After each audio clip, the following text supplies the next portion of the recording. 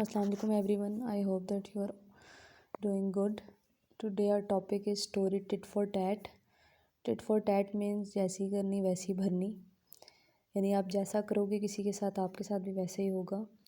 A fox and stork were good friends. एक लोमड़ी और सारस यानी जिसको बगला भी कहते हैं अच्छे दोस्त थे.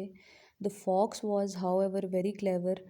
लेकिन लोमड़ी बहुत चालाक थी. क्लेवर का मतलब चालाक, वेरी क्लेवर यानी बहुत चालाक थी. Once the fox invited the stork for dinner. Once एक दफ़ा the fox invited the stork for dinner यानी लोमड़ी ने स्टॉक को दावत दी रात के खाने के लिए. डिनर रात के खाने को कहते हैं. He serve the food on 2 plates. उसने खाना 2 प्लेट्स में पेश किया.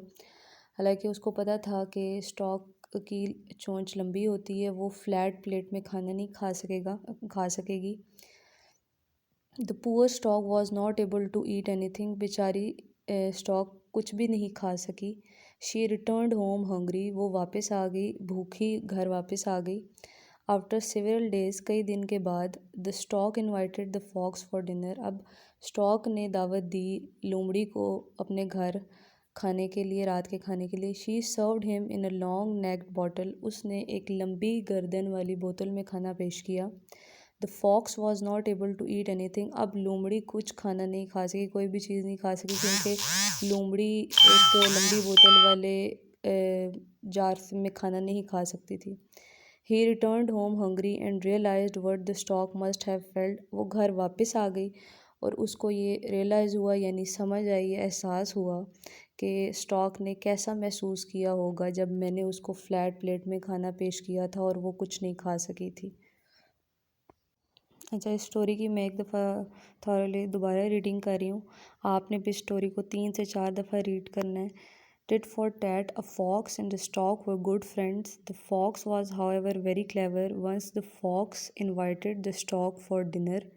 He served the food on 2 plates. The poor stork was not able to eat anything. She returned home hungry. After several days, the stork invited the fox for dinner. She served him in a long-necked bottle. The fox was not able to eat anything. He returned home hungry and realized what the stork must have felt. आपने story को read करना है 3 से 4 बार. Urdu meanings मैंने आपकी understanding के लिए लिखे हुए हैं, वो आपने नोटबुक पे नहीं लिखने. आपने ओनली इंग्लिश में स्टोरी लिखनी है. इसको आपने अच्छे तरीके से पढ़ना है, लिखना है. पिक्चर्स कोई ड्रॉ करना चाहता है तो करें, नहीं करना चाहता तो इट्स ओके. और स्टोरी को कोशिश करें कि वीकेंड पे याद भी कर लें. Thank you.